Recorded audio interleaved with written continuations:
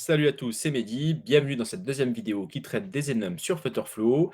Alors, on a vu précédemment ce qu'était un enum, comment le créer, pourquoi l'utiliser plus souvent dans Flutterflow, et on a pris aussi un cas d'utilisation assez simple. Donc, pour rappel, un enum, c'est un type qui va nous permettre de définir un ensemble de valeurs possibles limitées, c'est-à-dire qu'au lieu d'utiliser des nombres ou des chaînes de caractères, on donne des noms clairs et fixes à des constantes. D'accord? Dans l'exemple qu'on a vu précédemment, et c'est celui qu'on va utiliser aujourd'hui dans cette vidéo aussi, on a choisi des statuts de commande qu'on a appelés order status avec les valeurs pending, in progress, completed et cancelled. Allez, le test mode est disponible. Je clique sur le drop-down qui est censé être populé des valeurs de order status. Et là, sans surprise, je retrouve bien pending, in progress, completed et cancelled. Alors, à ce niveau-là, j'ai deux problèmes qui me pingent aux yeux. Le premier problème, c'est que j'ai la valeur brute des enums, des valeurs des enums, à savoir par exemple ici pending, in progress, completed, cancelled. Normalement, d'un point de vue UI, c'est pas très sympa d'avoir in progress collé de cette manière. Je m'attendrais davantage à trouver in espace progress. Donc j'ai un problème de label à régler à ce niveau-là.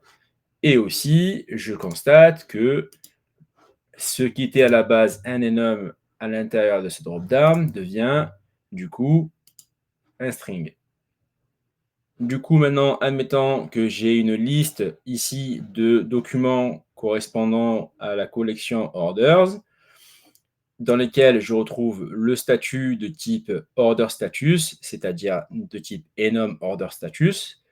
Ben, je ne vais pas pouvoir les filtrer parce que le résultat ici est un texte, est un string, une chaîne de caractères.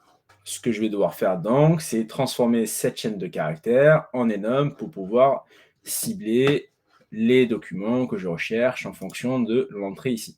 OK? Donc, on va se retrouver sur la page précédente, ici. OK?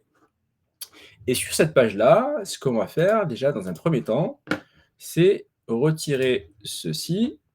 Voilà. Et dire que je veux rajouter des labels pour chaque option. OK? Donc, ici, j'aurai le label qui va s'afficher, c'est-à-dire le premier label, ça sera pending. OK. Je rentre à ce niveau-là aussi en option 1 pending, mais ce que je rentrerai ici dans les option values, ce seront les valeurs égales exactement au caractère près à l'enum. Donc pending in progress completed et cancelled. Ici, ce que je vais faire, c'est afficher in progress, comme évoqué précédemment, completed et cancelled. Allez, on relance le test mode.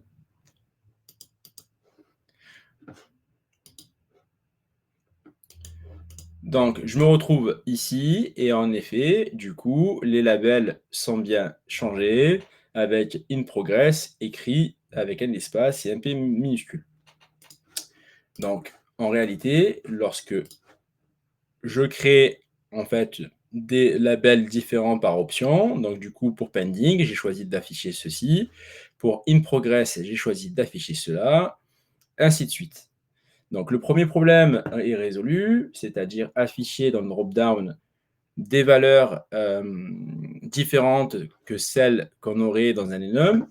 Maintenant, le problème persiste. Un problème persiste, c'est celui d'avoir toujours, en fait, en chaîne de caractères, le résultat renvoyé par le drop-down.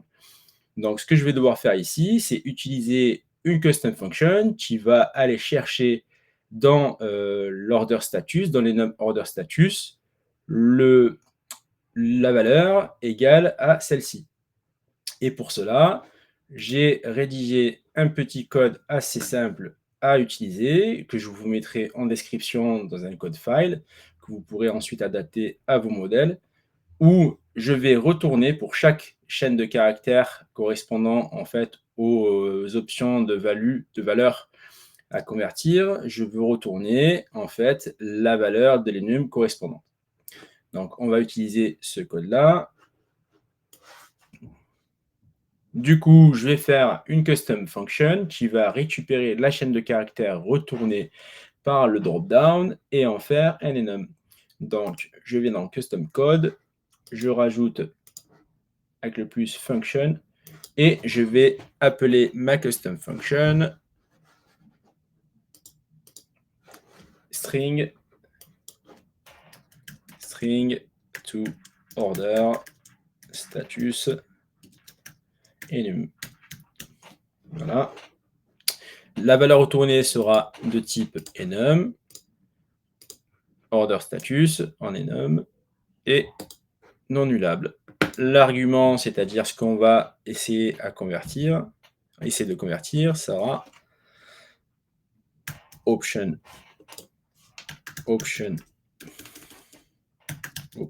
value to convert. Et le code que je vais entrer sera return order status .values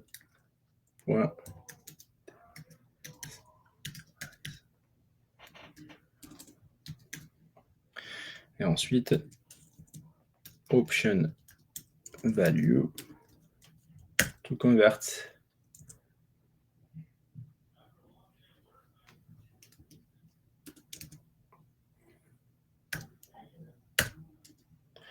Voilà. Donc, on peut tester notre fonction en mettant par exemple pending.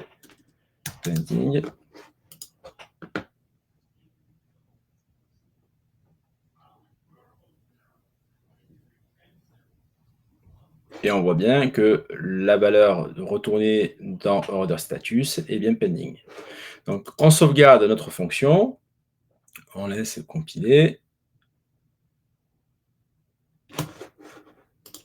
Des fois, Flutterflow nous signale un bug, mais bon, il faut juste recliquer sur le petit bouton rouge et on est bon. Voilà. Donc, du coup, maintenant, ce qu'on va faire, c'est dire que, pour montrer que ça fonctionne bien, dire que cette page-là, alors on va rajouter à cette page-là un local state. Le local state, on va l'appeler selected status, plutôt order status.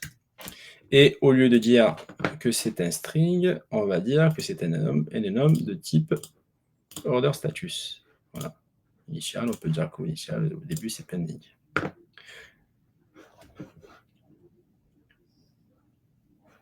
Ce qu'on va rajouter ici, pour voir de façon visuelle la chose, on va rajouter du coup un rich text. On va supprimer tout ceci. Hop là. Selected status. Deux points. Tac. Et là, on va mettre ici, du coup, la valeur ici retournée, celle de la page state. Ici, on peut mettre not available. OK. Du coup, ça, ici, je vais préciser qu'à chaque fois que je vais sélectionner une valeur de l'order status, eh ben, je vais faire à chaque sélection une mise à jour de la page state. Update page state, selected order status, set value. Ensuite, je mets string to order status enum, qui est la custom function que j'ai créée, basée sur quoi? Basée sur la valeur du dropdown, et qui est ici, widget state dropdown. Confirm, close. Voilà. On va tester ça. Alors, on va lancer une nouvelle session. Alors, test mode est disponible. Alors ici, on a mis en valeur par défaut pending, mais j'aurais pu mettre une valeur nulle. Et je vais sélectionner la valeur dont j'ai besoin, c'est-à-dire si je voulais filtrer in progress, j'ai bien le enum retourné in progress ici. Dans cette vidéo, on a donc vu comment utiliser des labels différents de ceux imposés par la valeur de l'enum, à savoir ici in progress qui était collé. On a pu le remplacer par in espace progress en choisissant des labels pour chaque option. Et on a vu comment, grâce à une custom function, bien que la valeur retournée par le dropdown soit un string, c'est-à-dire une chaîne de caractères, une custom function qui a permis de trouver l'enum, le order status correspondant. Dans la troisième et dernière partie concernant les enums, nous verrons comment utiliser les enums pour filtrer des résultats, comment utiliser les enums pour modifier des documents, etc., etc. Voilà pour aujourd'hui, j'espère que vous avez apprécié cette vidéo. Si c'est le cas, n'hésitez pas à mettre un petit j'aime, à vous abonner. Bien entendu, la chaîne sera bientôt plus opérationnelle avec de nouvelles vidéos. Et je vous dis à très bientôt.